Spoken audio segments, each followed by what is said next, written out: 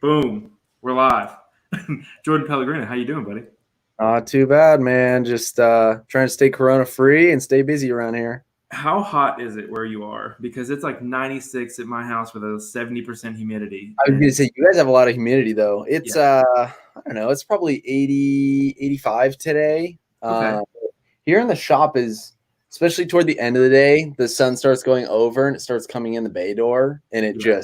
it totally bakes in here. It's usually not bad till like noon, and then noon to like 5 or 6 it's just hotter than hell in here. Now you guys are welding in there too. Like Oh how yeah.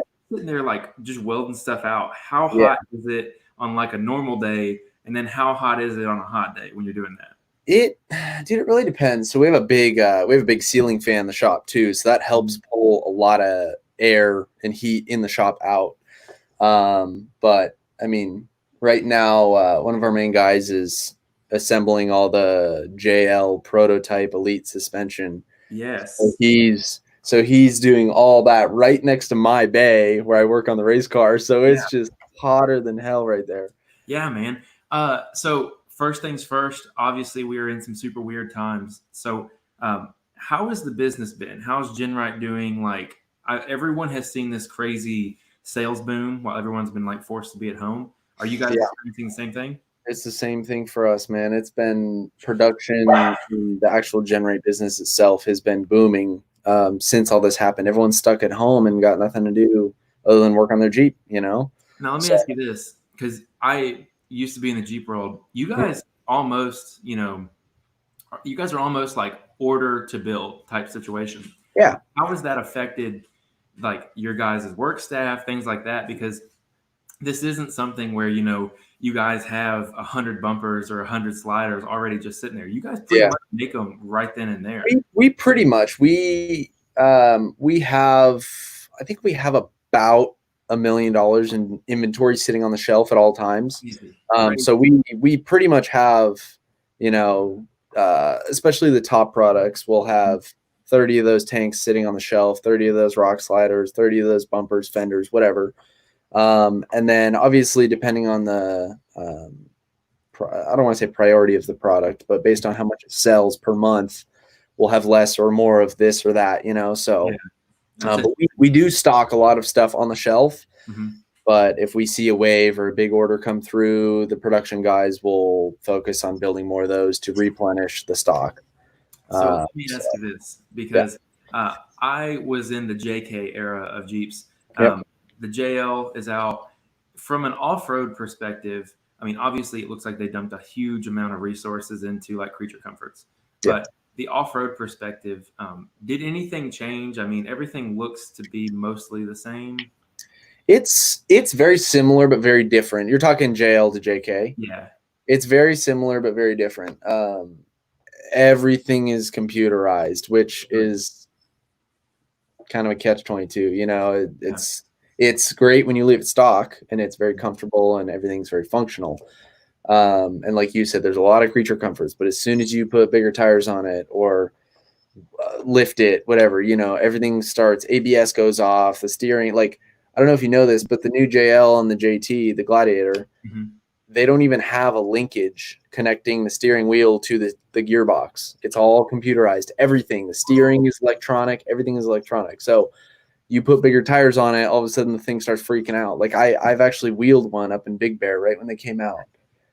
The Rockstar Garage guys built a JL for, I think it was the Scotia JL, Mhm. and we were up in Big Bear. I think it was John Bowl or something, and there was a pretty risky spot, and the owner like wasn't comfortable wheeling it through it, so I jumped in it. And I went to go down because he was like, dude, like it'll just stop steering and then the brakes don't work. And I'm like, no, dude, like you're just not driving it right. Yeah. I jumped in it to wheel this one spot, and sure as shit, dude, like I got all flexed up and Mhm. twisted up, and then it wouldn't steer. And I'm like, are you kidding me? And the thing was on like 37s, and it was pretty mildly built, stock Yeah. axles, stock everything. But dude, like literally, I got all flexed up and in a little bind, and I went to back up, and it I couldn't steer. So It I was weird. I was like, dude, I've never felt anything like this. This is so weird. to me, that is like, so I don't know. I didn't know that. that Yeah. is enough for me to reconsider. Like I was thinking about getting the JT. The Gladiators are awesome. I really feel like they did a good job by actually making a truck integrated into the Jeep. That Yeah. makes me not want to buy one because the second you tell me like, hey, my brakes don't work and I can't steer, tells me I don't want my kids in here. Like I don't want to be in here, let alone put it in an off-road situation. But like I throw 40s, you have the generic guy who, let's take like a football player from the NFL. They always go buy a JT, JL. They'll just stick 38s or 40s and like 22-inch rims. And Yeah. like, what happens when they get in a wreck? I mean, is Exactly. that what it takes? Yeah. Well, and like obviously, like I was saying, like on road and mild off road, you'll be fine. Okay. It's when you really put the system in a bind, Okay. or all flexed out, and it's basically like driving a hydraulic system down the road versus with the tires all torqued up against a rock, and you're trying to cram the wheel to get it backed up and you're putting a lot more pressure through the system Yeah. versus you're just driving down the street. Yeah. It's doing the same thing to the electronic system, but it's freaking out the electronic system so So much weird. that it doesn't know what to do. So So let me, it's a I don't know. It's a very nice vehicle. They're very well built, mhm, and I love all the creature comforts that they come with. mhm. Um, I think if you're gonna be that guy that puts 40s on it and really plans on wheeling it, you're gonna need to also be the guy that rips out all the factory wiring, all the factory ABS, all that junk, put real power steering on it, like do it the right way Yeah. in order for it to really work. Interesting. It seems like the more as time goes on, for you to make a rig, I mean, obviously it's the old thing of like, oh, cars are going computer, no one can work on them anymore. But the fact you'd have to rip it, like, I mean, the steering system, you'd have to just Yeah. rip it out and start from scratch, essentially. Yeah. That's a pretty, that's pretty big. That's It's pretty a big. tall task. Yeah. Yeah. Yeah. Okay. Let me ask you this because it's just coming to my brain. I'll forget it if Yeah. I don't mention it now. You have, CJs, CJ7, 8, 5, all the Willies, YJ, TJ, JK, JL. If you had to build one today that is built for dual purpose, what model of Jeep are you going to buy? I would probably build an LJ.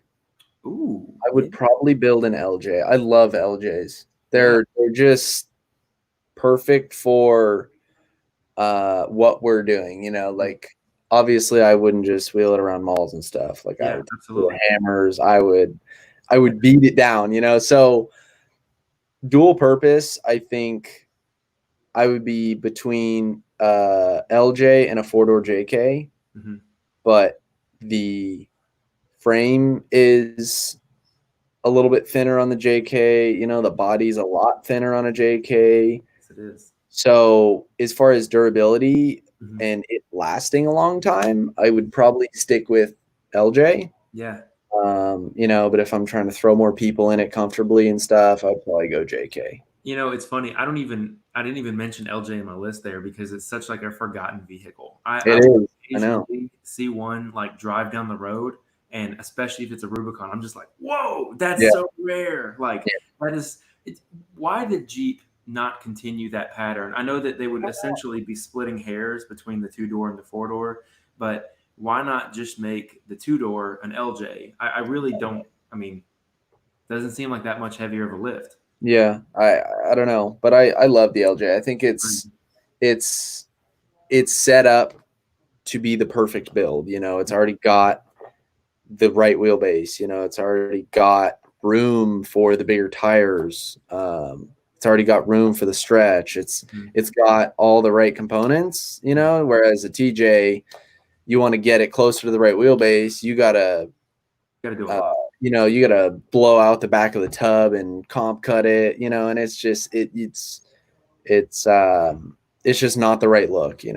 Yeah, let me show everybody really quick here what we're talking about because that's one of y'all's builds, right? Yeah, yeah, Okay, that right there is the definition of a good-looking Jeep, and not only that, but like when you look at it, everything looks great, but yeah, also, I mean, I can tell you right now that how well that thing performs just because of the part choices that are there. yeah.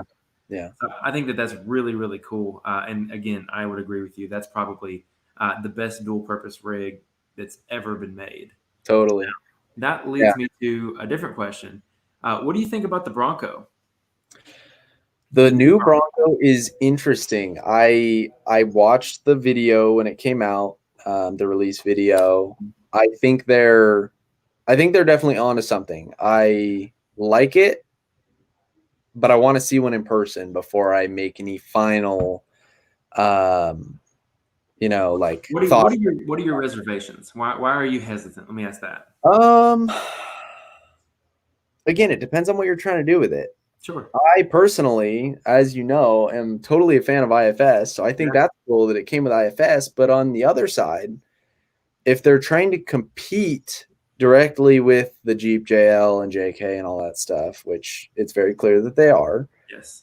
I think that they're going to miss a big portion of the serious off-road market by not going solid axle front. I would agree with you. I think that like to me that car in let's say 10 years, okay? So the car comes out 10 years later, it's finally a car people would feel comfortable taking off road. Yeah. You miss a lot with the IFS front, just as the everyday man, because the everyday man can really manage a solid axle a lot better. I mean, for cost of parts, maintenance, everything, you name it. That solid axle 10 years down the road, there's worth there. Whereas, a Tacoma with an IFS front suspension, solid axle swap is your first thing you're going to have to do. Exactly. If you're really going to wheel it, Yeah, agreed. So I think for the hardcore guys, I don't know. Again, it's too early to really say. The hardcore guys might turn it into something a lot better than it maybe seems right now. Sure. They might build it a lot better than I feel like it can be built at this point. Sure. And maybe it will be a heavy competitor with a fully built JK or JL, I don't know, but I don't think it'll struggle fully built. Somebody's going to come out with the heavy duty long travel kit for the front and whatever trailing arm or whatever kit for the rear, coilover kit. Someone's going to do it and someone's going to try it and we'll see how it works, but I don't know. It'll be interesting to see somebody finally giving Jeep a run for their money. Agreed. What do you think about Jeep's response of like hinting at that? Was it a 392 Hemi? I didn't look. I saw that. Yeah, a V8 option in the new JL. I saw that. That might be a game changer for some. That might be. I think that'll be definitely a game changer for some because you can buy it factory with a V8. Like, who else can say that? Agreed. Obviously, Ford's not able to say that. That's true. That's very true. So I don't know. I thought it was really interesting. I really think it's so funny. I don't know what the movie is, but there's a scene where Hitler is like talking to his top people, and someone had dubbed it over as Jeep having a meeting about the new Bronco release. If you haven't seen it, I'll send it to you after this. It's I haven't seen that. Yeah. Oh, dude, it is so funny. It's essentially when Hitler finds out that the Allied forces are like gonna crush him. It's a depiction of that, but it's from Jeep's perspective. So very That's interesting. funny. But man, your dad ran a JK in the 4400 class. Is that correct? At King of Hammers? He ran his Jeep. So that alone is a huge testament to not only the parts you guys make, but to that JK platform. Oh, I know that there was a Gladiator that ran the Everyman Challenge, and for those who haven't seen it, you guys got to find a picture of that Gladiator after the fact because it was beat up. And I think that's the second year they've run it, right? They ran it last year. Yeah, it was last year, and this was the second year they ran it. Okay. Yeah. I think it finished the first year, and I don't think it finished this year. Yeah, it's so funny, man. Hang on, let's see if I can get this picture to load here. Well, nope, it's taking me to YouTube. Anyways, there's a nice picture. If you Google Jeep Gladiator Everyman Challenge of it high centered on it's like red and black. Yeah. Well, that's awesome, man. So, okay, how did your King of Hammers experience go this year? Because I had you winning. You were 2 weeks out. I was like, I stamped my name right here. How did it go? What happened? This King of the Hammers was, I had the highest of expectations, and the entire week was just about going as good as it possibly could have. Mhm. Like we got there. I spent every waking second before we even left for the wake bed or the lake bed, just making sure that the car was 100% dialed. Like there was nothing I was leaving on the table. I was making sure everything got replaced, everything got put back together correctly, everything double, triple checked. Like Yeah. there was not a single thing on my end left on the table. Like that car was ready to go win. Um, and we got out there, we tested. I think I ran like 100 miles with the car, and we got there. Mm. We were having a weird issue with the front diff cooling again, just out of the blue. I don't even know why. We changed some plumbing around, and we got it to cool, so that was fine. Now, Uh, when you're diagnosing that, is that something that like was it burning or was there some kind of temperature gauge on there? How do you I diagnose have I have cool? temp gauges, Okay, yeah. cool. So So, you take the smart approach to it. yes, so I monitor all those temperatures, and I spotted it when we were out testing, and I think it took us about a day to figure out, but from the point of us getting there to the point of like say qualifying, there was like 5 days, so we had plenty of time to like, there's always stuff like that. Like Yeah, people don't even realize like you can spend all that time in the shop, but like when you go and show up to the race, like 9 times out of 10, you're going to have something that needs work even once you get there. Like, even if it's just minor, little stuff or big stuff, you never know. But yeah, nothing ever shows up and it's absolutely perfect, ready to go. Like, it's rare. sure. Yeah, Um, well, I mean, pre-running that's why you pre-run. You it's pre-run, that's get how the you car pre-run, ready, and exactly. you get yourself ready. So So it is a huge thing. when we get to the race, obviously when we flash back, we run until about December, Mm-hmm. and then I park the car. We fully strip it down, like down to the wires. Go through every single weld on the chassis. We take every single suspension part to get magged, check Mm-hmm. for cracks. If there's anything that's cracked, we take it back. We cut the welds out. We re-weld it. We send it back to mag. They check it again. Then once it's clear, we bring it back here again. We repaint it, redo whatever. Put all fresh uniballs in, fresh rod ends everywhere. Like we are super meticulous. We replace every bolt, every nut. We cut brand new spare bolts, nuts. We keep spare bolts on the car. We cut spare bolts for the pits. Like we do every single thing. I mean, it's like building 4 cars, dude. It's Yeah. ridiculous. So it's a massive crunch. We send the transmission back. They tear it apart, re-dyno it. We do compression check on the engine. We change every single engine filter. I have 3 engine filters. We check every single one. Dang.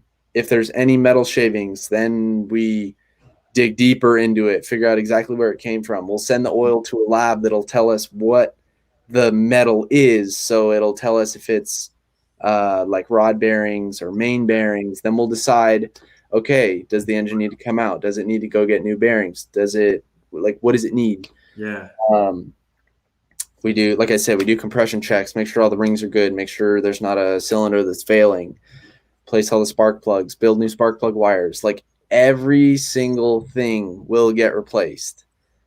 And that is just how you have to do it in order to have the best shot at having a successful week and a Yeah. successful race, and it's a lot of work and it's a lot of money, but why are you going to show up half prepared? Yeah. Why even show up at that point? Yeah. It the amount of money that it costs us just to show up to that race in this car is absolutely ridiculous, and the amount Yeah. of man hours absolutely ridiculous. So it's you just gotta it's just what you gotta do. At this level, it's just what you gotta do. So you show up to the lake bed. You have a relatively good week.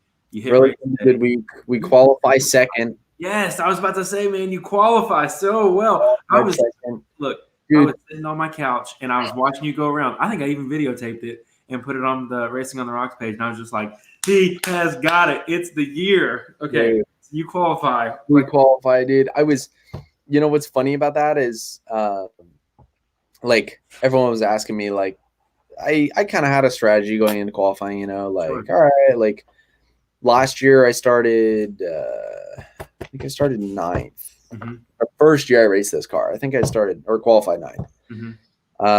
And I was like, all right, like that was a good spot to start, you know, like I typically like to be somewhere in the top 20, you know, if I can be top 20, that's a good place to start. Just because you're not behind too many people and the Mm-hmm. people you are behind are typically faster than you. Yeah. Um, but you're kind of in the middle of the pack, so you can kind of make up ground on those people in front of you Mm-hmm. at times, you know. Yeah. And the pace is already set, so you can watch dust in front of you and base your pace off of that dust. Yeah. So I love starting top 20 for that reason. I was not expecting to lay down a second place run. Yeah. And I did you watch the in-car video that I posted from qualifying? Yeah. So I don't know if you could tell, but I made a few mistakes on that run, like timely mistakes. Like I missed one of my lines in that back sand wash, Mm-hmm. and it was too late to get over, and I had to hit this like giant mound of dirt, and like I had to slam on the brakes, like because if I had hit that thing on the gas, I would have been completely on my Yeah. lip. Like, so I had to check way up, roll over this big mound. You know, I probably lost 3 or 4 seconds, Mm-hmm. roughly, Mm-hmm. maybe a little less. I don't know, but I lost time there. I had a good run up the hill, good run back down around through the arch into the short course. Mm-hmm. I thought the finish line was on the jump of that big Yeah. tabletop Yeah. finish Yeah. line. But it I goes thought around. I thought the finish line was when you take off from the jump. Oh So gosh. I hit the jump and I landed and just rolled. Like I just coasted on the landing. But apparently the land or the actual finish line was like 200 feet Yeah. past where you land. So I just like rolled through the finish line. I was like, well, fuck, nobody told me, man. Yeah. Like, I mean, I could have paid attention a little more and seen where that was, but I just didn't even like you're so in the moment Yeah. there. Like you just that's not the kind of thing you're thinking about. Yeah. And as soon as I landed and I was off the gas, I was like, oh no, the finish line's way up there. But literally you're like I say coasting, but I was still going like 85 miles an hour. By the time I even it registered, I was already through it. You know, Right. so there's not really nothing I could have done, but I definitely lost a few seconds. I mean, Jason laid down an incredible run, so I got to give it to him. Yeah. I'm glad that I was not even farther up because that was already nerve wracking enough being fourth off the line. I was like, oh my god, this is like I said, I did not plan on nor want to be that far ahead of or that far ahead on the start in the field. Mm-hmm. I'm much more calm and comfortable being like Mid pack. Yeah. I yeah, really get what like you're saying. 10 to 20, 10 to Yeah. 20. Yeah. I definitely get what you're saying because there's something about, having somebody push you from behind because you got people in the mix, but you also have like a good eye of okay, I need to push this hard Like, to get okay, I'm up there. catching dust. I Yeah. can like stay where I'm at, or wow, I'm falling back. I haven't seen dust in a while. Like, I should step it up a little. You know, you have a good pace or you have a good idea of what your pace is or where you're at. You know, Yep. it's really hard on race day with all of there's just so much going through your head. There's so much pressure on you. There's so much going through your mind, and what you're focused on doing is just driving, you know, and it's extremely hard to follow the pace that you know the car will survive at, you know. Yeah. And I Yeah. think I honestly don't know what happened this year, dude. Like I was driving my pace. Mm-hmm. I pre-run all year at that pace. I pre-run all year harder than that pace. And I think what happened this year was just a completely fluke. It was weird, dude. Yeah. So for everybody listening, what actually ended up happening? So we had the front passenger upper arm basically separate from the chassis at the front mount. And as soon as that arm rolled back, it broke the shock in half. And then, I mean, literally the whole like front end was like sitting in the dirt. I'm like, dude. I can imagine. So let me ask you, did the bolt break or did like the whole tabs and everything come off? No, what happened was the tabs stay on the frame, the bolt sheared. Gotcha. Which was incredibly weird because everybody runs 5/8 bolts and nobody's ever. Well, if it makes you feel any better, I've had Cody from Laser Nut on 2 or 3 times on the show now, and every single time I talk to him, he's like, we were shearing bolts like crazy in his IFS or independent car, and he's like, I don't know, and just time after time, he's like, yeah. I asked him the last time I talked to him, I was like, have you gotten the A arms to stay on? And he's like, we're good. He's like, we've got it figured out. So I know that you guys will, there's bugs that come with these things. Yeah. It's shitty that they happen on race day. It is. And it's, dude, and I was just killing myself sitting out there. Like, why? Why today? Like, why would this fluke thing happen today? Like, and dude, it's one thing because I've had plenty of King of the Hammers where you make mistakes and that, okay, that was me. I did that. Like, that was, I see where I went wrong. I see what happened and I'm learning from it. It's even worse when you don't know why it happened, when you did nothing wrong. You didn't hit anything that would have made that happen. Like, it's just that stuff like that goes through your head and you're just like, dude, I can't, why would that happen? Like, I just can't figure it out. Yeah. This was an open desert too, right? It was an open desert. Yeah. Just like we were literally having videos of this car going so hard in the desert. So it's one of those things where, like, I understand a very small degree of your frustration because I've seen how hard the car can be pushed. It is the fastest car. I will, dude. I don't. It's just so hard, like I'm not one of those people that'll just sit here and talk the talk without walking the walk. I'm not, like, when I believe in something, like, it's true, and it's unfortunate because I feel like I can't say that it's the fastest car because I haven't proved that yet. Sure. But I will. Here's the thing. I know you will too. I don't know when it's going to be, but I will. Yeah. And I think that, what it is for a lot of us that have been in the sport for a long time, because a lot of the people that come in and want to chime in, especially on social media, they don't know their foot from their ass about anything in off-road. So they'll come out and, if you have a break, if you have an off day or something like that, they'll come in, oh man, maybe the design was bad or you did something wrong or this or that. But someone who can think about things thoroughly, you guys are pushing the technology. You guys are the future of the technology, in my opinion. You guys are the only people right now doing what you're doing with the car setup you have. That's it, man. You, like, in my opinion, the side-by-sides, they showed that it can work. They showed that structure works. And what you've done is you're the industry leader in saying, okay, well, let's blow it up a little bit. Let's do that with an 04. Yeah, exactly. You're there. You are, like, the reason I'm so passionate about it is because not only, is the car awesome and all that good stuff, you guys have the technology behind it, but you've got an awesome team, you've got awesome support, but it's stuff like this, man, where you're like, I know I have the fastest car. Dude, that's all it takes. It's because that mentality will get you to the point where you have the stage and have the podium to say, I have the fastest car now. And it'll happen.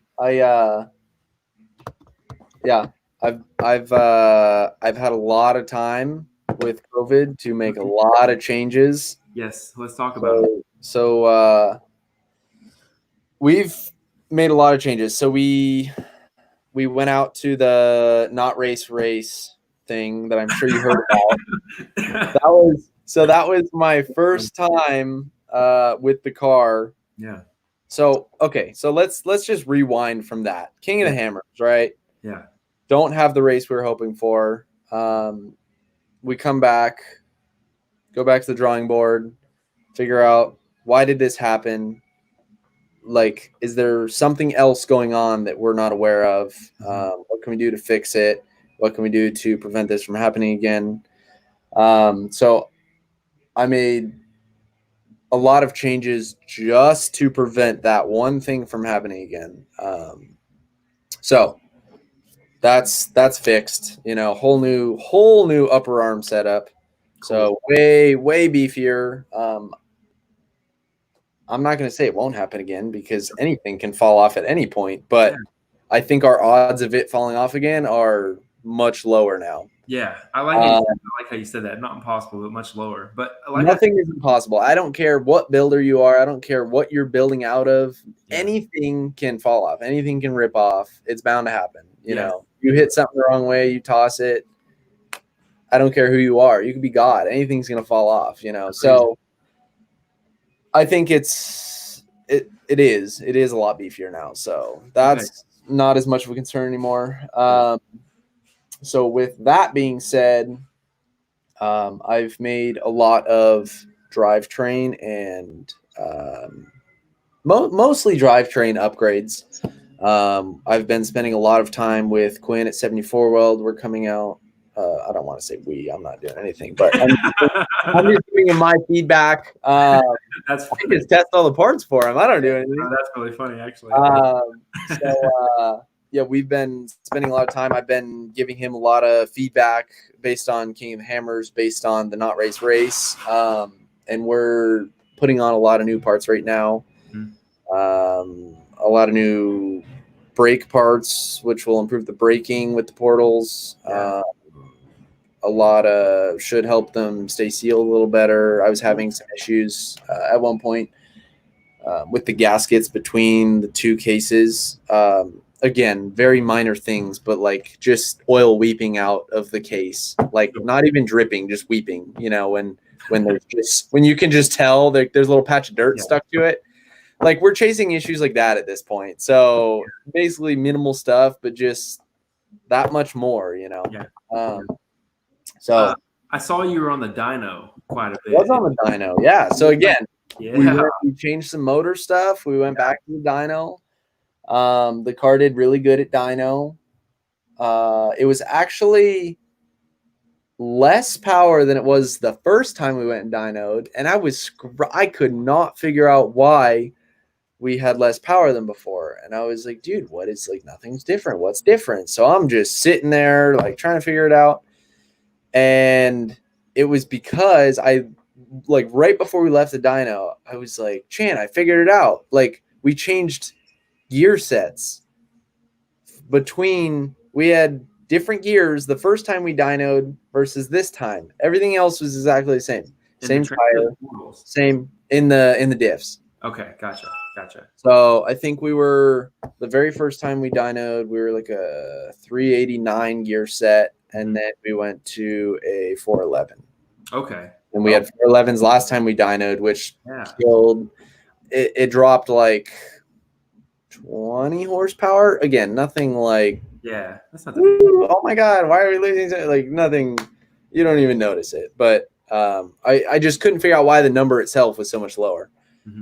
But we figured it out. I'm like, all right, whatever. Like I thought something was wrong. I was like, is the motor going out? Like what's going on? Do I have to go yank this thing? What's going on? But so that's what we ended up figuring out. But since then I learned a lot. So I went to dyno.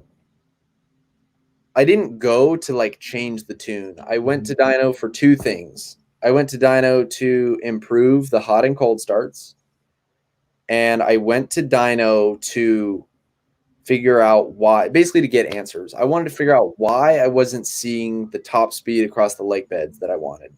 Okay.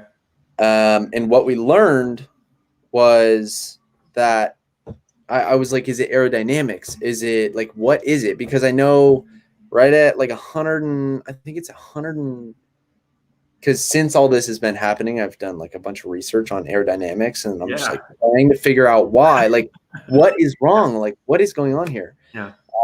So I've figured out, I don't think it's the necessarily the aerodynamics of the car. I don't think that's helping. Mm-hmm. I think just the shape of the front end, probably dropping 5 miles an hour. But the big oil cooler in our back window, that's not helping us. Yeah, that's a big wind sail. It's a big wind sail. Yeah. That's not helping us. So I'm making a gear change right now, and I literally just got the parts I was picking up was the diff. I just picked up the diffs with the gear change, some new parts in them. So I'm going to throw those back in. We're going to go test, data log, send that to my tuner, see what he thinks. The oil cooler in the window, I'm not as concerned about. I'm obviously everything needs to stay cool. That's kind of a priority. Yeah, I want more top speed. I want to be in the 130, 135 range across the lake beds. Damn, dude, that's so fast. It's fast. Yeah, I'm like 105 right now. Dude, that is so fast. It is, but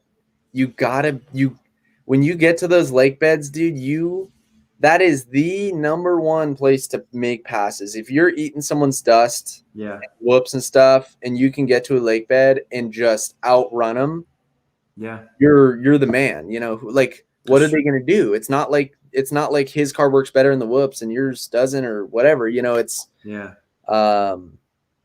all about top speed on lake beds, man. So if you can make that one pass, that might make the race. You know, that might like, that's such a big thing. And a lot of, I think I would say most Ultra 4 cars are probably in the 120, maybe 125 range. Most. There's some guys over, you know. Now, now you're telling me that like there's a few bomber cars that are still running out there. There's a few of those solid axle cars that are, you know, hydraulic steering. Are they pushing? That's scary, bro. Yes, those guys are also pushing. I don't know if it's true. Live? I don't know if it's true. I think it was last year. I think it was 2019 King of the Hammers. I don't know who I was talking to, but someone said that Eric Miller hit like 137 in his car on the lake bed out there that week. And I was like, dude, like that is so scary. Like the old car that I drove in, or my dad's old car, that car does like 125. And dude, it is so sketchy at 125 miles an hour with that full hydraulic. Like you are just begging, like just sitting there praying, hoping that a line doesn't break or you don't catch a weird gust of wind. Yeah. Dude, the whole hydraulic system is so unpredictable at high speed. It is so unpredictable. Like you'll literally be like, if there's a slight breeze, you'll literally be chasing the wheel, just trying just to keep the car going straight. It is so scary. I don't like it. It's so scary. I don't like it. Yeah. It's but there are some fast solid axle cars. I know the bomber cars are fast. Eric Miller's fast. Yeah. A lot of the Campbell chassis are all fast. It's true. So yeah, I'm hoping this gear change puts us in that 130 range. So well, I will be saying an extra prayer for you. Let me know. I appreciate it. Yeah. Okay. Well, my last. Let me think here. my last topic before we talk about the fun stuff is are you going to be at any races this year? Does it look like you're? I don't know about Ultra 4, but I mean, what's going on? I'm trying to.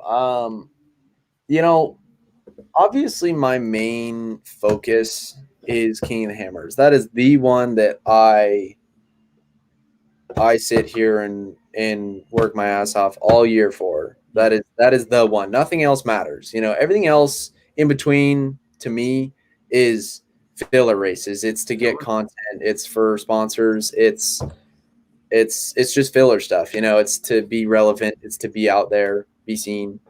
The one that matters is hammers.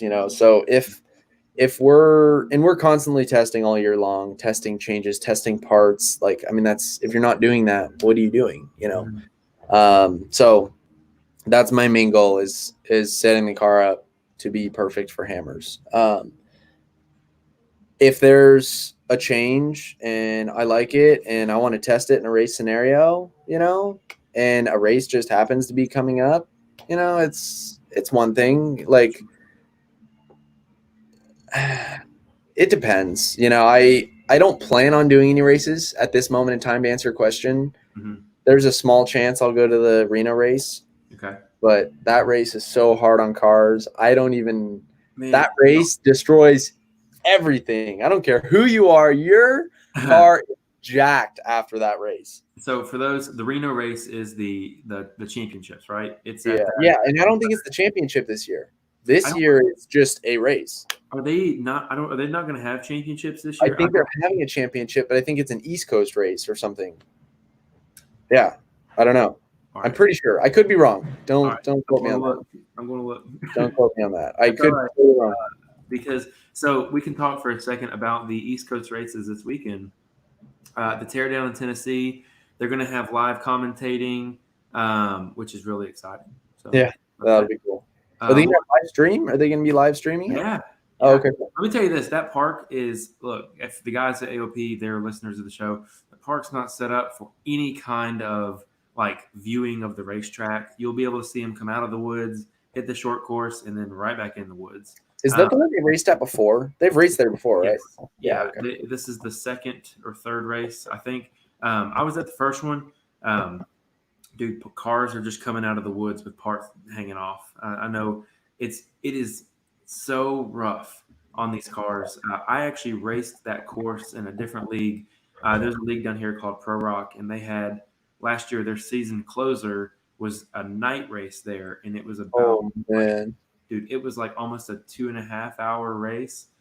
It was basically 4 laps, 5 if you were in the front, and it's the first race I've ever done ever. Okay, and I had won this RS1. It was fully built, ready to go. The guy who I won it from was super nice. Sent me safety gear. He was like, dude, I legit won it in a contest. That's cool. I legit won it.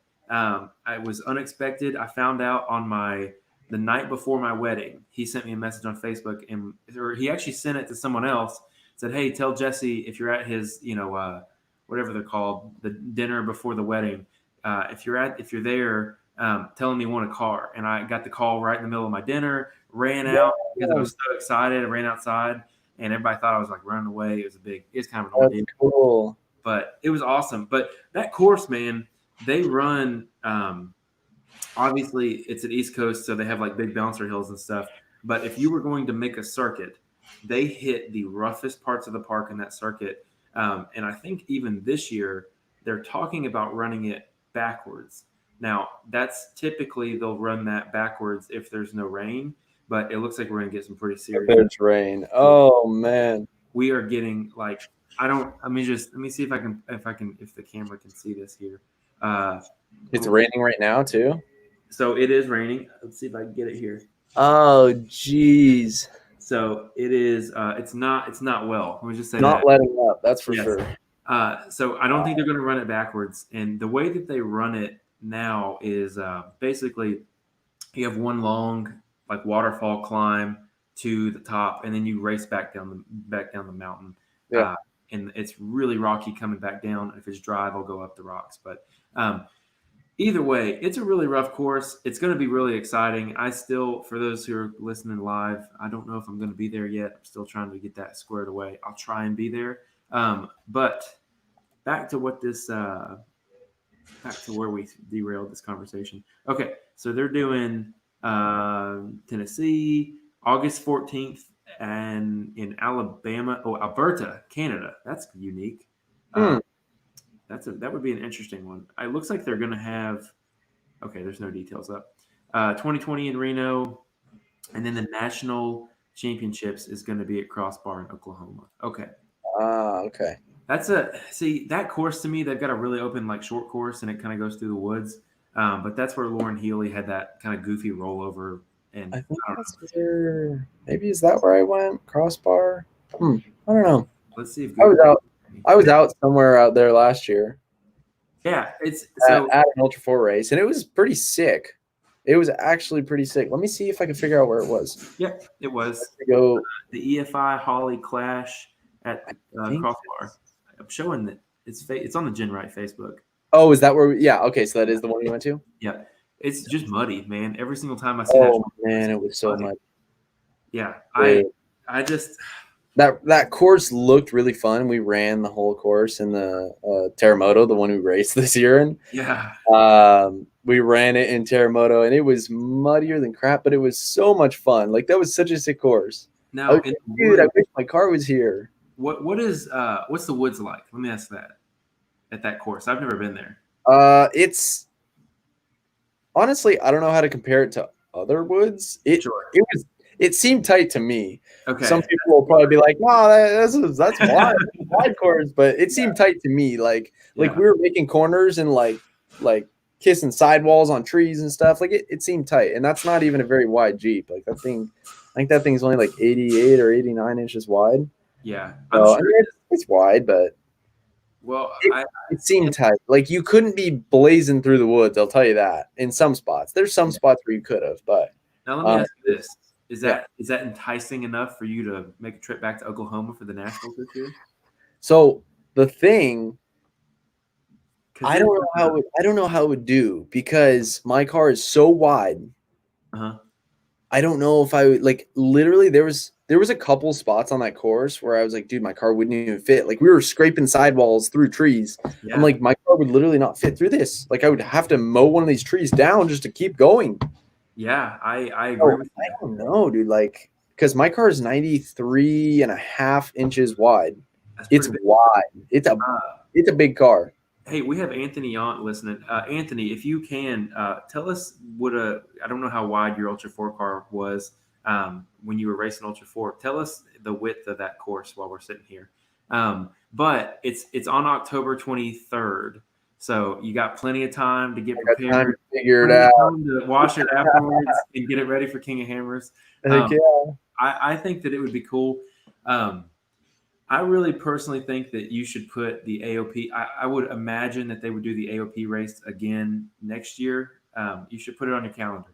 It's a long haul, but it's a really great park because a lot of parks out east here, it's either you're like 0 to 100, 0 to the worst thing they have to offer, and then or it's mud, just like mud. Yeah. AOP is probably the only course that would be. I don't know, man. It's a lot of rocks, and they're really slippery rocks. It gives you a good understanding of how nasty it gets because, like I said before the call, I mean, you ride it or if it rains for about 15, 20 minutes at AOP, especially on that race course they have laid out, it's like the central gully in the park. Yeah. It's pretty rough. So, do you think they'll have any live feed like in exclusive parts on that course over the weekend or during the race?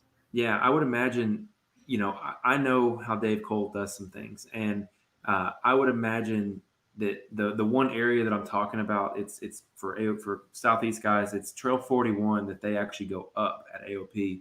It's where Gas Pedal and all these, if you type in AOP on YouTube, it's like all the crazy bounty hills. They're like, here's Trail 41, and in the ravines, they climb out of the ravines for the bounty hills. Oh, that's crazy. It's pretty cool, but the actual trail itself, 41, there's this really crazy overlook on it So if they were going to put something, it would be right at the top of that trail. Personally, that trail has gotten crazy in the bouncer sections, like the full Really? size cars. You gotta. It's big rocks, big rocks. Oh man. So I would imagine that they'll have something. If they do have something in the woods, it'll be there. But likely it'll just be. They had all their media guys coming in and out of the woods, like right Yeah. where the woods is there. So I don't know. Yeah. Anthony Right. replied that 89 inches was a little bit of everything: short course, rocks, water, trees, fast sections. I think he said his car was 89 inches and he had plenty of room at Oklahoma. Oh, his car was 89. Okay. Yep. Huh. He ran the old the rear engine. I think it was the Blue Torch car. I can't remember who initially made it. I'm forgetting right now. But he ran. Wasn't that? Was that a Campbell car? Let Or me. was that originally a Campbell car? I But it don't. was like the blue Yeah. chrome. It was like blue chrome single seater, right? Yes, it's like it's old school. Yeah, it was very like for a couple years it was like on air shocks or something, right? I think that's right. And like It's 2 super point it long. was in like 2.0 coilovers. That car was sick. When that was like what, like 2010, 2011, 12. One of Yeah, those when years? it first got built. It's so Yeah, funny because it's been floating around and there's like it's been floating around. Yeah, it's been raced a couple times. yeah, but I wish I could. Yeah, that car was sick. That was like the first car in my little kid eyes that was like, whoa, that car is way different than the rest. Like I was Yes, like, yeah, yes. I keep but telling Anthony that there's something special about what he chooses oh yeah, to do because every single time that he builds a car, he puts some kind of weird twist on it. Like in the yeah, UTV section, he raced Turbo S for a long time, and then he comes out one year and he just races a one seater and kicks ass the entire yeah. time. But the car he's got right now, I can't. Damn it, Anthony! I can't find any like up to date pictures on Facebook here. It's taking forever to find some. But yeah, it is that old school car, and it That's is really cool. cool. Um, That's cool. yeah, Yeah, he is I recently. always loved that car. Me too, man. I like the different cars. Ergo, why I'm such a big fan of your car. But all that being said, I'll quit looking for it. All that being said is I personally, the closer I can get you to come to me, the more likely Yeah, the the more better likely it off, is that better I'm going off. to get a chance to see the car. So I'm trying to work a little bit of magic here. Were you at Hammers this year, or you were watching it live? Nope, I was watching it on the live stream. Yeah. It looks like I was going to try and make hammers this year. I talked to my wife about it, had it all lined up, and now we have Jesse Jr. It's going to be February 19th. So Oh we man, won't be at hammers. you probably won't be there. Yeah. Well, But that's cool. Well, congrats on that. thanks, That's man. I'm super excited. You know, all kinds of fun. It was planned, so that was cool. It's just we're ready to go ahead and kind of close up the children book. If yeah. if there's other things in mind down the road, maybe, but it's good to It'll go be- ahead and come out of the way. So, yeah. but dude, That's cool. let's talk RCs because Yeah. you've gotten into it. You've caught the bug. I'm going to ask this question to start the conversation with because I've asked a couple people and it's very interesting the responses. If you were just doing trail riding, you're just an everyday guy who's into the weekend warrior stuff, and you had to categorize full size off roading, UTV off roading, and then RC cars, how would you rank those three? What's your favorite from top to bottom? Full size RC and UTVs. Is that what it was? Yep. Full size is cool because it's street legal. You can pretty much do anything with it, right? UTVs are cool because you can basically beat it a lot harder than you could beat like a daily driven trail rig, Agreed. RCs are just cool. You can just beat the hell out of them and you don't have to worry about driving it home at the end of the day. Dude, I cannot tell people how many times that's what I love about them. Dude, there are days where I look at my razor and I'm like, I will sell this piece of shit and just forever play with these RCs and I'll be fine. It's totally fine. They're so much fun, man. You guys have gotten into what you call the COVID nationals, with your 1/24th scale cars. Yeah, Picture up, those dude. They're awesome. they're It's so, sick. Do you have one of them? so I don't have a 1/24th scale. Okay. That's the only model of an axial car that I have never bought. Yeah. That's why I wanted to ask you about it, is because I'm gonna have to go to Axials or actually, you have pictures of them on your Facebook? I don't know about on Facebook. I do on. Can you go through Instagram? Yeah, Look up Little Guy Racing Series. Little Guy Racing Series. That's awesome. One of our buddies that's like in a little group of friends that has or that we have. He started a page. Perfect. He started a page called Little Guy Racing Series, and it's all little cars. Dude, this is absolutely awesome. Sick, right? DRS. There it is. Boom. Yeah, the champ. So that Dude. was the last race we had. So we actually had. I was like, dude, we got it because at first. We were just kind of doing it like our little friend group because all of us got way into it way too fast. And we're like, all right, we got to build a track, start racing these things. Yeah. So we started racing these things and it like blew up. Yeah. And we're like, dude, like we're not even like doing like we're not promoting this. Like people were trying to come to our little races and we're like, like maybe we'll think about it. Like, we'll see. And then Randall from Axial was like, dude, I want to come check this out one time. So we're like, all right, we'll put together another race. Like you can come to the next race, like for sure. Like it's a blast. You'll totally love it. Yeah. And of course he totally loved it. We all had a total blast. Like it was so much fun. But yeah, it's again, especially with all the COVID going on right now, what else can you do?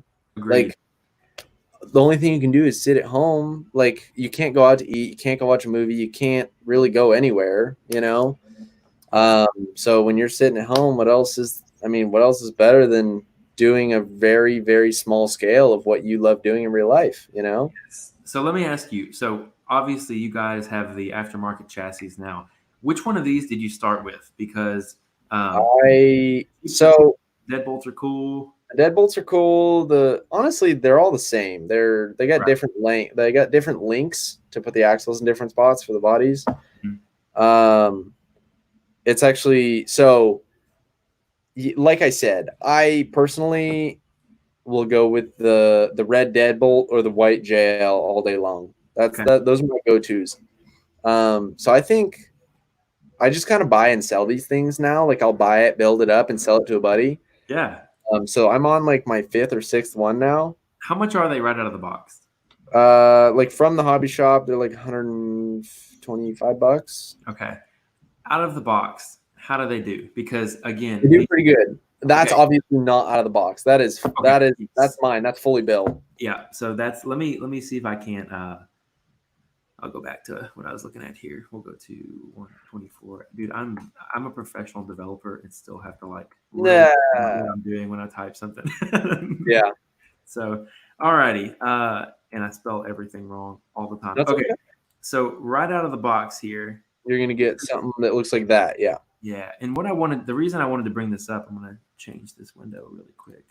The reason I wanted to bring this up was there's a little bit of work that goes into getting these like really, really good, because out of the box, Axial does a great job, but out of the box, they don't work as good as they do if you just spend a little bit of time with it. Is that it's just like a race car. You know, you get it and it's good, but it can always be better. Sure. You know, it's just like the Jeep you buy to put 37s on, you know. There's always, as us gearheads, there's always we can't ever leave anything stock. It's just not possible. Yeah, absolutely. And obviously, if me and 10 of my buddies have these things, I want to go whoop all of them every single time we drive them. So I'm going to do everything I can.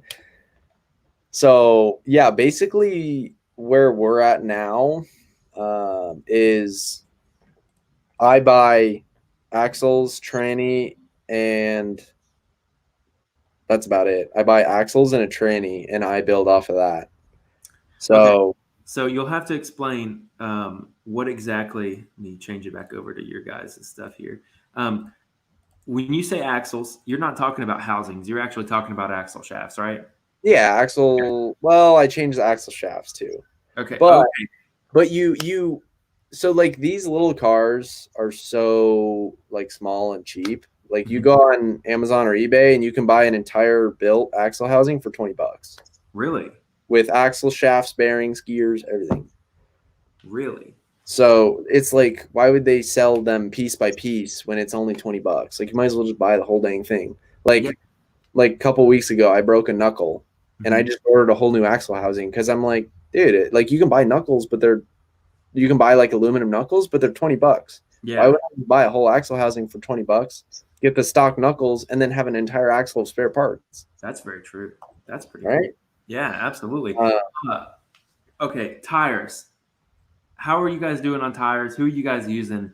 Because the ones that come stock on these things, if they're they're anybody, small. They're small and they're not that sticky. yes, they suck. Just So say it like it is. They those just suck, man. yeah, What they are you suck. guys using for tires? So we use the scramblers, which is an RC four-wheel drive. It's like the four-wheel parts of RC cars. It's an RC four-wheel drive tire.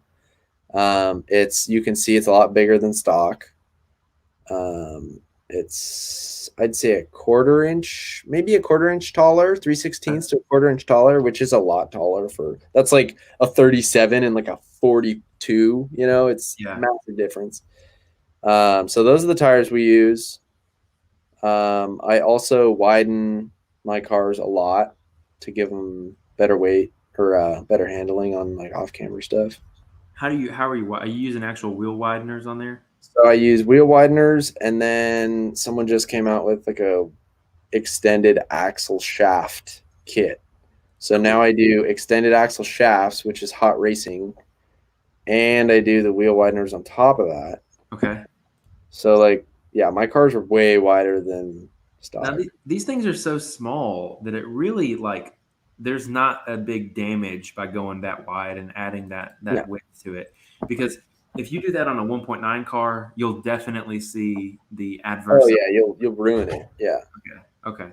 Yeah. Well, cool. I'm gonna have to get you to send me like this, like a parts list because I'm gonna have to build one. Now, the obviously you get some aftermarket tires because the stock ones suck butt. Yeah. You're going a little bit wider. You're upgrading the transmission.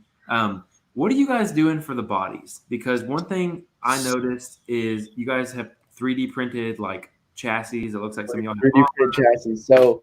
So I've actually just taken it to a whole new level because recently, well, not really recently, pretty much the whole time.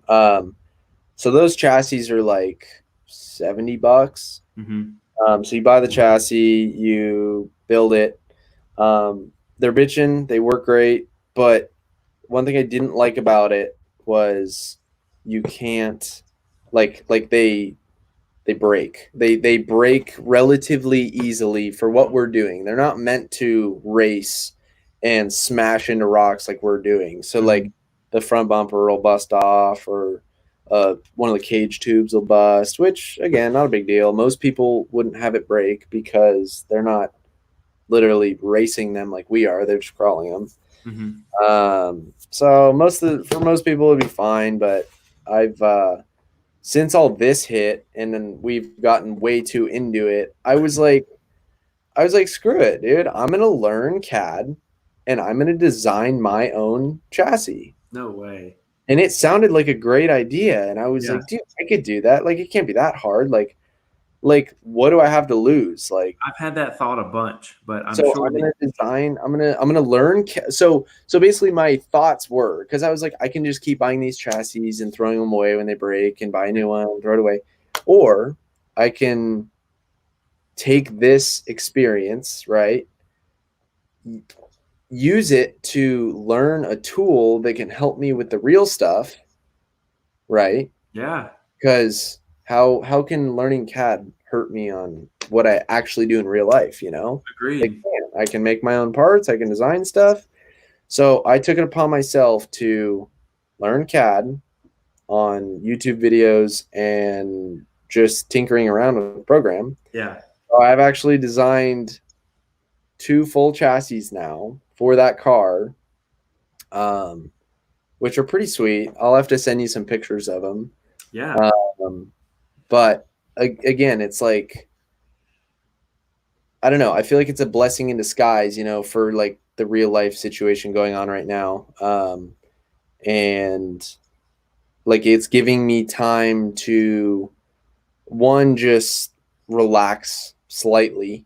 Hmm. Because this, when there's full racing all year long and events, it's just Heck, I'm it's sure. exhausting. It's tiring. It's Yeah. ridiculous.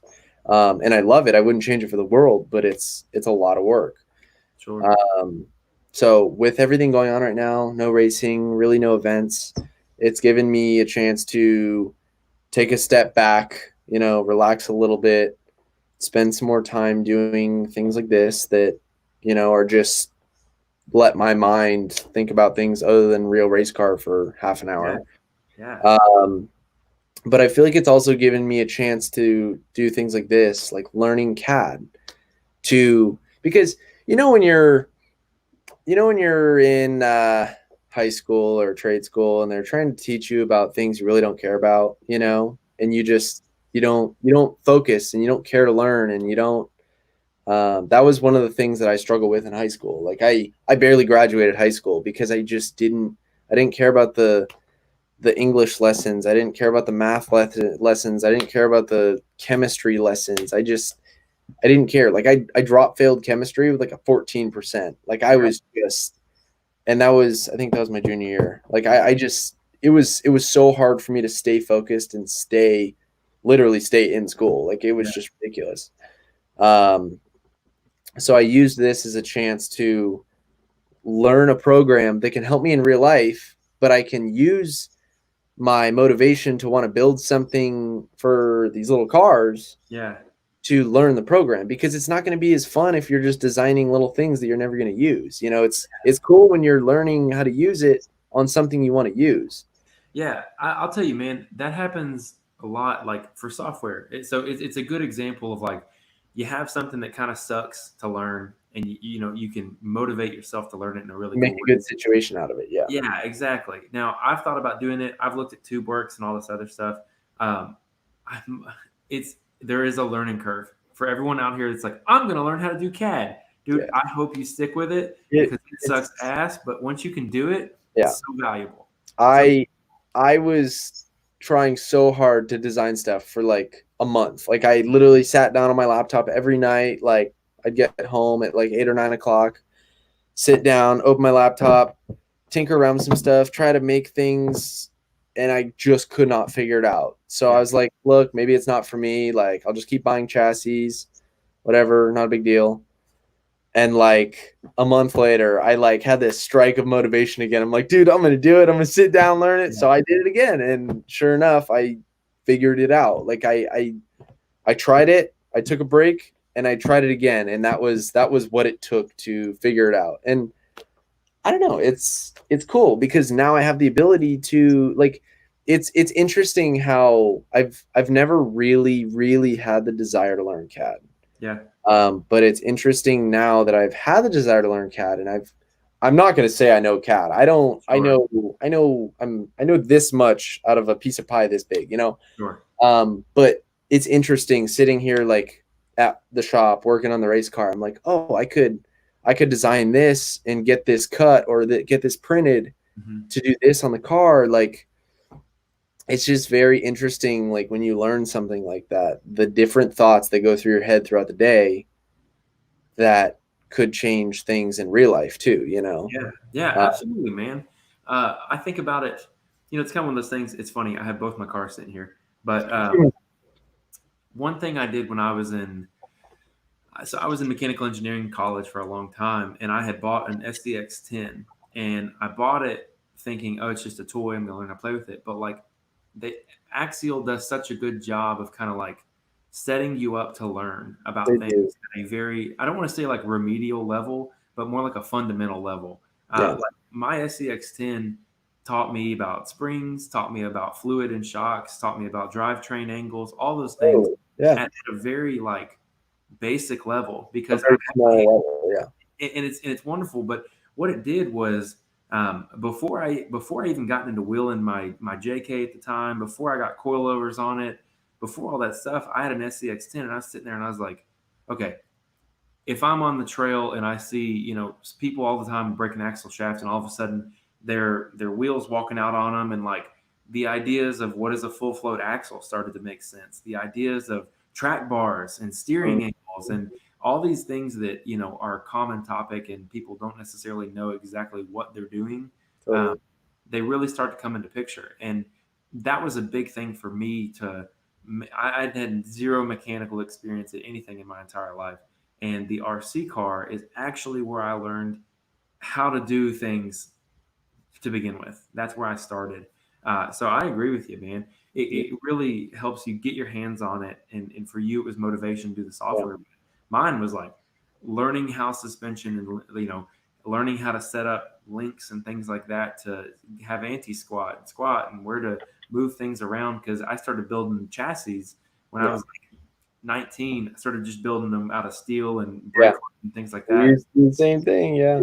It's so much fun, and it really, like, you build something, it either breaks because you have too much load in an area that doesn't need load, or it doesn't work at all, it doesn't drive straight, doesn't track straight, and then you have to go down the rabbit hole and you have to learn everything, and you unintentionally get exposed to all this crazy stuff. So, dude, I get Oh, it. yeah. I'm right there with you.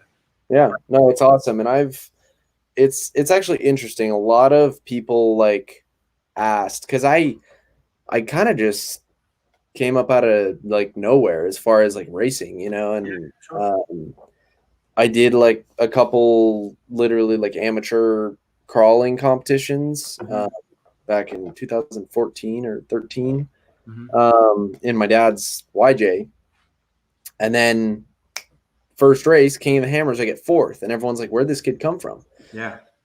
A lot of it was sitting in the passenger seat, obviously learning, watching for all those years. But I really have to give a lot of it to just me sitting in the backyard playing with my RC car on a little course I built. Yeah. You learn, you you really do, because I've had RC cars and RC boats literally my entire life. Like Yeah. my parents before GenRight owned a small RC boat parts distribution business. Dude, that's awesome. So they I think this is my dad's like eighth business. He's all about the businesses. That's how you make it work, Um, man. yeah, so I've been exposed to RC for a really long time. And I think I got the very first Axial car, the Axial AX10 Scorpion, Yeah. the Old. suit, like the OG, like that was the first legit rock crawler. Yeah. Right when that came out, my dad got one for himself, but it was for me, right? Yeah. He never used it, That's but what that's what I tell my wife, is that I'm buying one for my kid when actually I just want two. That's okay, he gets one. why I've got two sitting right here. Yeah. But again, right when we got that thing, I was probably 7 or 8 when that thing Yeah. came out. And as soon as we got it, I started tinkering around with it, like crawling stuff. I'm like, well, I want to go up that. So I would like try and modify parts. And I didn't know anything about modifying parts. I'm Yeah. just this little kid that's playing with this RC car. But it taught me a lot about working on stuff. It taught me a lot about driving, because Yeah. believe it or not, driving those is very, um, on a very small scale, it's very similar to real life, how vehicles handle, how they react to certain situations. Yes. And I I have to give up a lot of or I have to give a lot of credit to sitting in the backyard driving those things, because I think that really has taught me a lot about driving and a lot about um, rock crawling specifically, Yeah. picking lines, all this stuff, because I would literally do that like on my summer breaks all year. I would just sit in the backyard and work on my RC cars and play with them and play in the backyard, like. And obviously you saw that whole like pretty legit rock course we have in the backyard. I've had that course for probably 8 years now. Dude. And originally it was built for those cars. It was built for the Wraith. It was built for all the 10th scale cars. Yeah. But now all of a sudden we've transformed it into a little 24th scale course. Well, that's part of my question here is do you foresee yourself going to or going back to the 1/10 scale and building out 1/10 scale? Because I still have a lot of one. I probably have 10 cars sitting in the garage. so let me ask you I this: got a little bit of everything. the 1/10 versus the 1/24th. I had the Can-Am X3 little car that Axial 18 made. scale, yeah. It just seemed to miss the mark just a little bit for I me. think, yeah, I did. And I don't know. That was my hesitation towards the 24th car was that it just wasn't. It just was cool, but was a novelty more than it was a desk toy. You Yeah, know. So I really think they did a lot better job on this. okay. Like, because I know exactly what you're talking about. I've seen pictures of it, and I almost bought one too, but I Yeah. was like, it just doesn't quite look like what I'm going for. I bought it. I bought it really. That one really was for my daughter, and I played with it and like tried to get it because it would just like get stuck in the grass and then the axles would fall out, and I was just like, okay.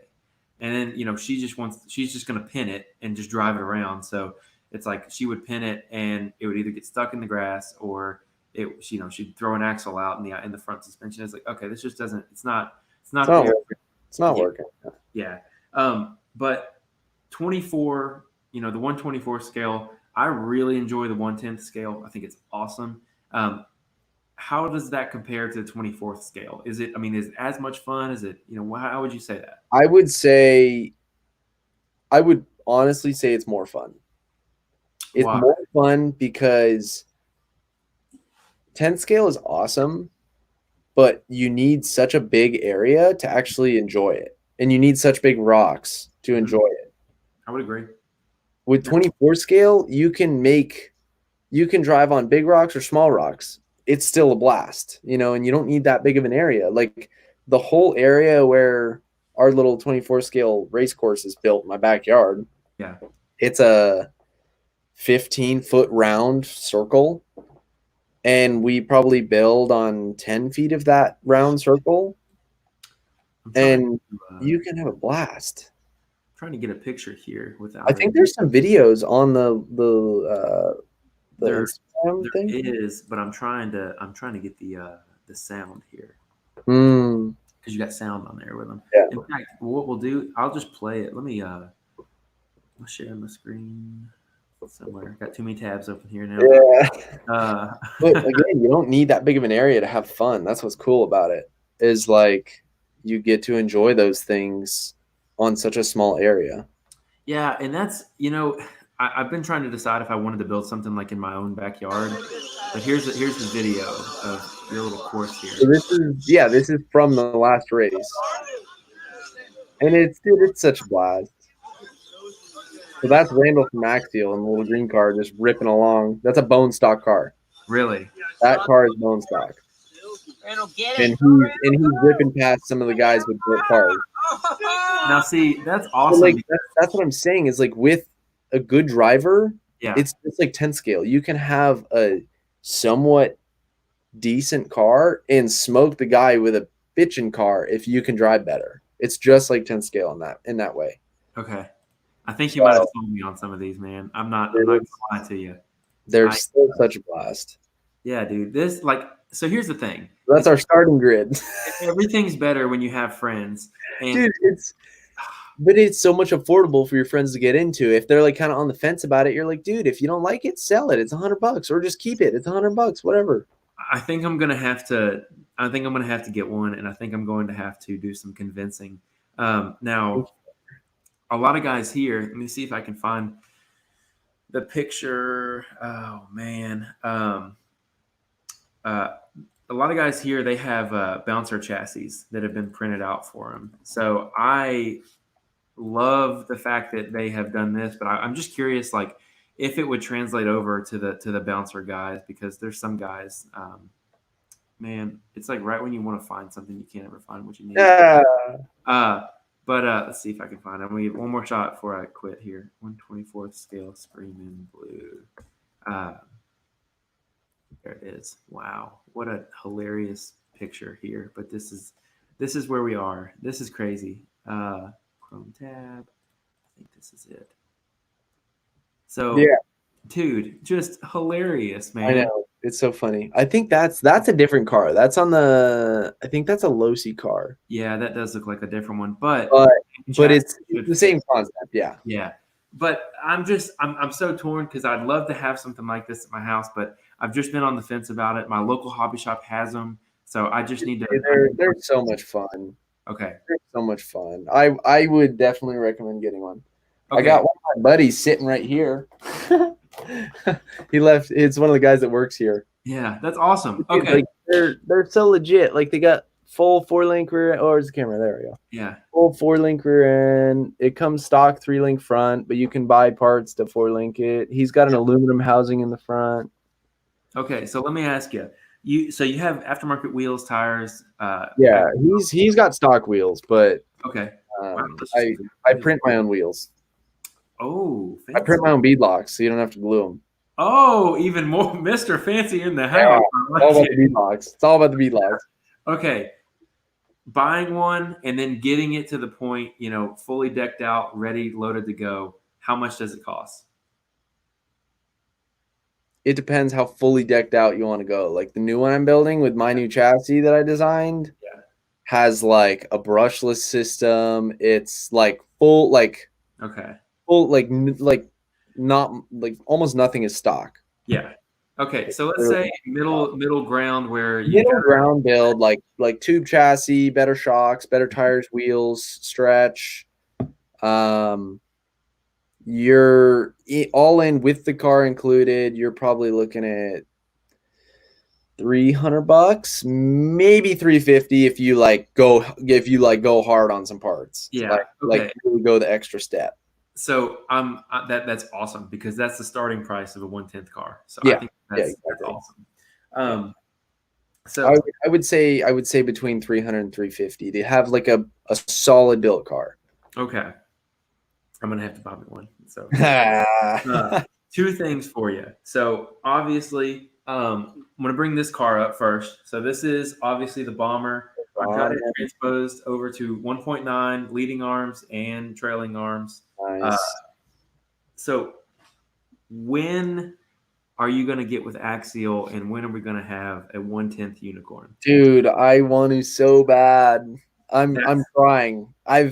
So funny thing, I don't know if I should even like tell you this because like other people are gonna see it, but we've actually like everyone at GenRight, we all talk about it happening. So like every couple weeks we'll have someone in the shop email Horizon Hobby and say, hey, like we want to see this car built, and they'll send pictures of my car and like can you guys build this? Here's what we'll like do. Every couple of weeks, we'll have someone different, so it seems like a lot of people want it. Yeah. Here's what we'll do: is we'll set it out for this episode. Horizon. What do you know? Let me find the email off key here. Horizon Hobby. We're gonna find their customer line, and we're gonna start sending some emails to them because here's the thing. And I'm gonna leak some information that's not out yet. I think it's supposed to be coming out this week, but I'll Cody's thing, right? Yeah, man. You know what's crazy? The guy, he sent it to me, and then everybody else started reaching out to me. Randall reached out to me. Cody reached out to me. They're like, hey, man, where'd you get that? And I'm like, what? I thought it was, I thought this was out. It was out. So for everyone listening, it's horizonhobby.com/contact. Send an email and request the Jordan Pellegrino Ultra 4 car. Tell them you want the unicorn. Perfect. So that would be super sick. That'd be awesome. I'm a big voter for it because if they can build your car, that means they can build a Razor with the corrected out stuff, and I think that would I think the unicorn would sell well, but I also think that if they built a Razor that was actually like a 1/10 scale, they would legit. I think so. Here's what we're gonna do. We're gonna do a little bit of something that I'll probably get yelled at for another time. Can you see that? So let's have a look. Yeah. All right, so let's have a look at that. Pretty sick. Yeah. I think that this is in my opinion one step removed from your car, but IFS independent rear. We got new pretty penny wheels. They are releasing a new tire with this car, which this tire is actually already available on RPP Hobby. Really? Yeah, man. It's so funny is if you look hard enough. Let me put it back here. if you look hard enough, you can find people who leak stuff on accident. RPP put up the tires for sale. They don't have the image up there yet, but you can already order them. Uh, so I'm excited for this because what this tells It's me, announced this week, isn't it? it should be today or tomorrow. Oh, really? Yeah, it should be this week. That's what Cody's told me. Available for pre-order, I would assume by Friday.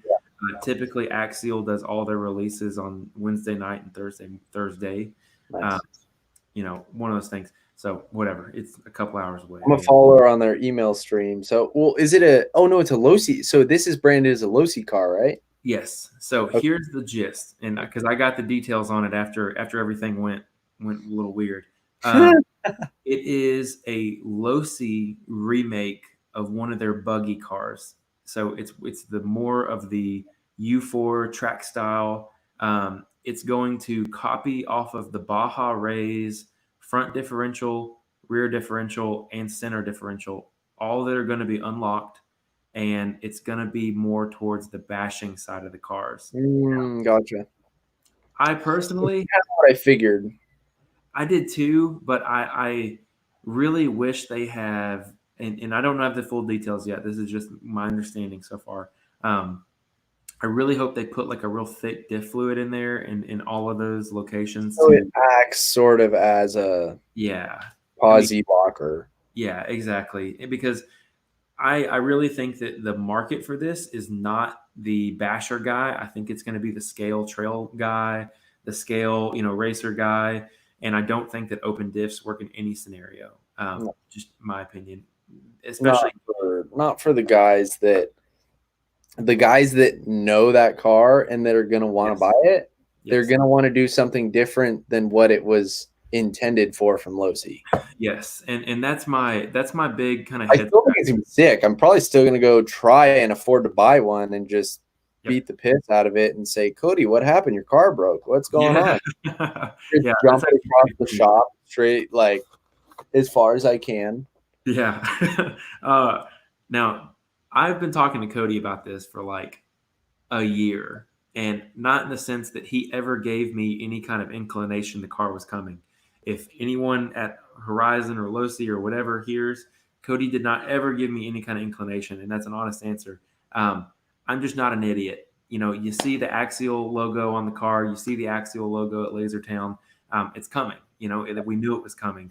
So I'm really excited about it. I think it's cool because obviously UC Fab pretty much made this car a reality.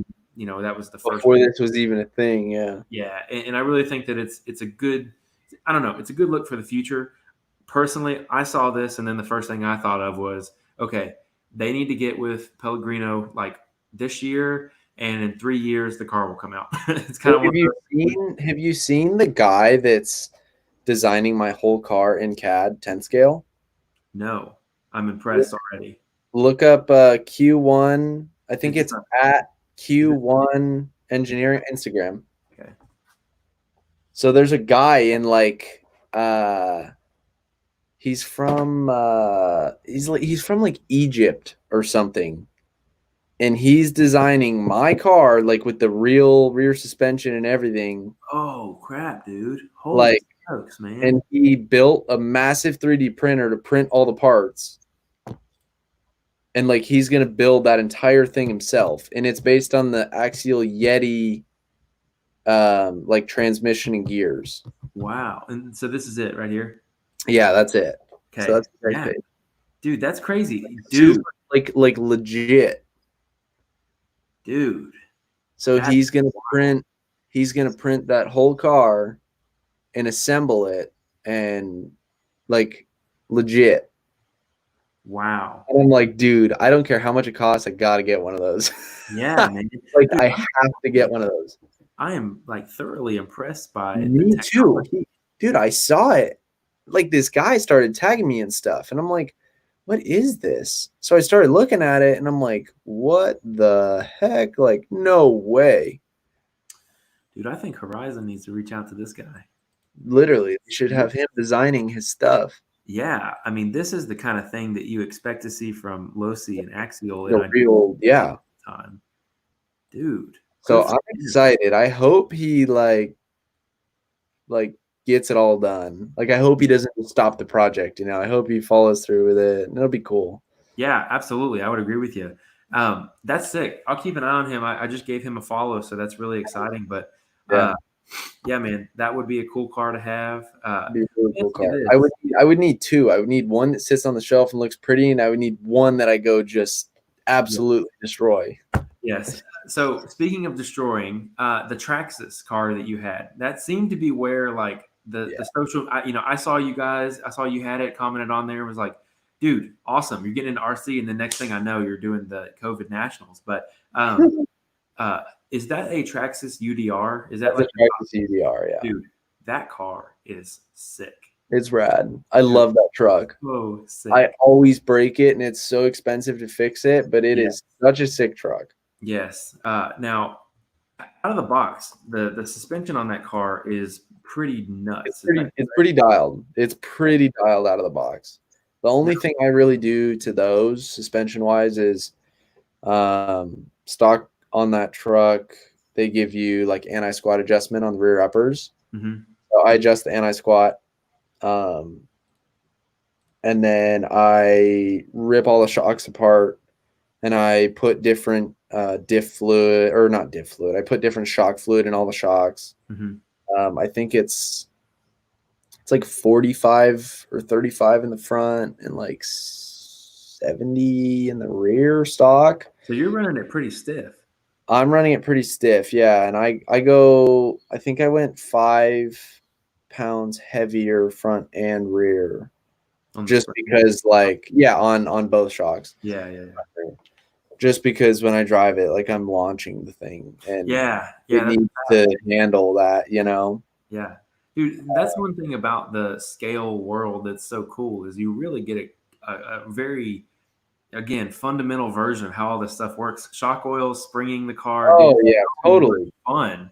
And not Totally. to mention that, rather than springs costing you, $2,000 for just your one set of springs to test them, these are Yeah. like, 60 cents for a pack of four. Yeah. Really Yeah, cool. that I think that truck is probably one of the funnest RCs I've ever owned. Like it's the biggest and it's the most expensive, Uh-huh. but it's so like the way it handles is so realistic. Yeah. Like it's unreal. Like I was blown away the first time I drove it, how realistic it drove for an RC car, you know? I was Um, blown away by the tuning out of the box, like yeah, right out of the gate. I mean, I'll find a video of it, but ridiculous. the Traxxas UDR, like just the commercial that they put together themselves, it is bonkers. Yeah, How let me see if I can get the sound to come off here. There we go. It's pretty amazing. Can you see this yeah. video? Yeah, I can see it. Cool. Yeah, here we go for everybody watching. I was pretty impressed about how just how smooth it is. I don't know, man. Coming from Axial, where suspension is like completely ignored. It's kind of irrelevant in a way, yeah. For Yeah, them, for them. agreed. But this car, man, like they I, could put if you get the Cody, the laser nut car, if you get this car and it handles like this, because that car should handle beautifully. oh yeah, But it's a I mean, buggy. It's a track. You know, goes it's based on a upstairs. track car. Yeah, yeah. Yeah, that thing like is one of the most like suspension wise, like legit RC cars I've ever driven. Like out of the box, like without changing anything. Yes, because this Pretty unreal. is out of the box. Yeah, It's that video truly, out of the box. and the thing is a lot of times like you get like you just feel like you're being lied to on some of this stuff. I can vouch for this. That car out of the box handles like that. It's crazy. Oh no, it literally does. Like this is no joke. You can even pull up some of my videos. Didn't I post some Yeah, videos on my Instagram?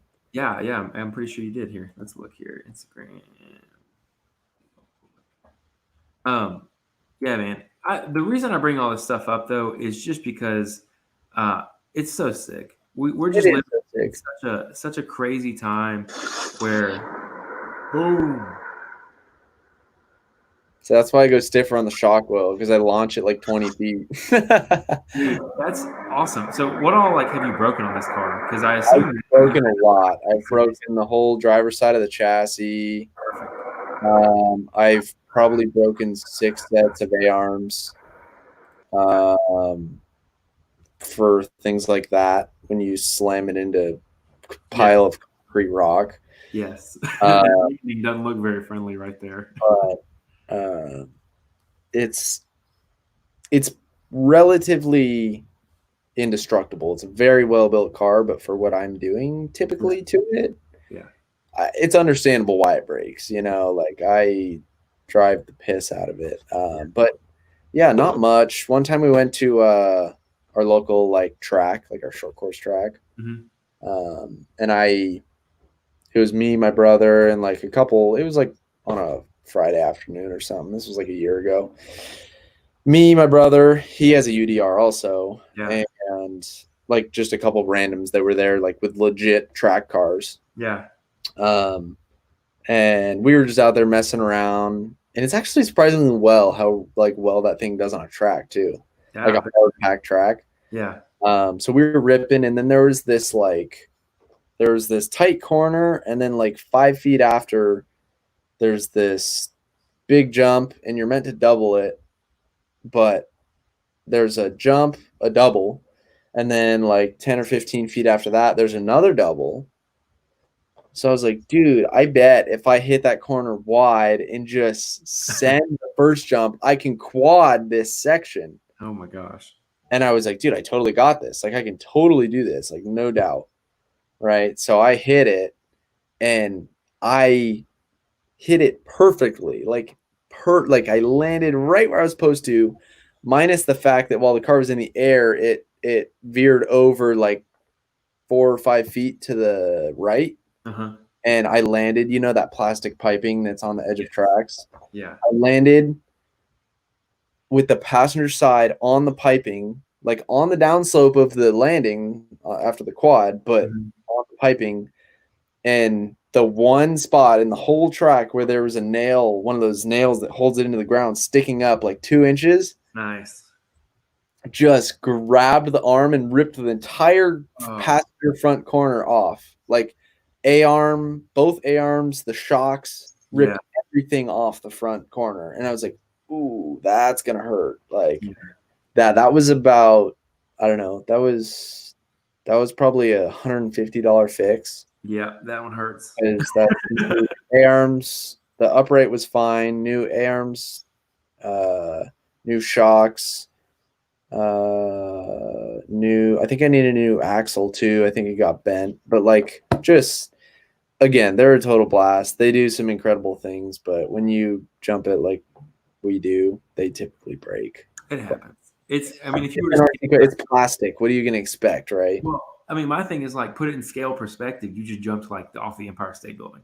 It's kind of like Literally, into the Grand literally. Canyon. Like when So you compare it to what you're actually doing in real life, it would be like jumping off a 4-story building. Like, what do you yeah, expect it to do? Yeah. yeah. You're So, exactly right. Well, Jordan, that's pretty much all I had, man. Next thing I'm gonna need to see from you is one of these, man. You got to get one of these full blown custom chassis oh, and get the whole 9 yards done, man. dang. I got one of these fancy rock bouncers because out here in the East Coast, That's the what it's rock all about. bouncing, dude, the rock bouncing is taken over. Got the nice That's it. Tennessee cut on the tires. Yeah, Everything's really. I'm doing some work on some suspension, so I got that's a nice awesome. limit strap that's a zip tie. Nice. But that's what I'm looking forward to next, man. Is I'm looking Dude, we to got to do it. that custom fully done All right. 124 scale, and then A I'm 124 looking forward. scale bouncer. That's it, man. Come Dude, on. someone has the chassis. They sell those chassis, the little 124th bouncer chassis. Yeah. I'm just waiting to I'm gonna have to get one for mine whenever I get the You're 124 car, but gonna have to get two. One to use the bouncer chassis, one to use my chassis. yeah, that's fine. How about this? If you send me the plans, I'll have it 3D printed. I got a buddy who See? works I'll send you the file. You can print it. sweet. I'll send He'll you the print it in file. carbon fiber for me. He's mentioned to do that Yeah. a couple times, and Aluminum, that would be cool too. beefy, Yeah, that would. expensive, but I mean, I'm not paying for it. Go for it. I wouldn't be paying for the carbon fiber version either. He was doing Yeah. me as a favor. So Oh we'll man. see how that works out. But Cool. dude, thanks for coming on the show, man. Yeah, thanks for having me. It's been almost 2 hours of like a really good time, man. It's funny Action. Yeah, right. when you jump in here, time just keeps good conversation. Yeah, absolutely. Well, what we'll do, man, is we'll close out the broadcast and then we'll hang out for a sec after the fact. And Yeah, with that, dude, thanks for being on the show, brother. Yeah, thanks for everyone for joining. Thanks for having me. Of course, always a good time. Good catching up with you.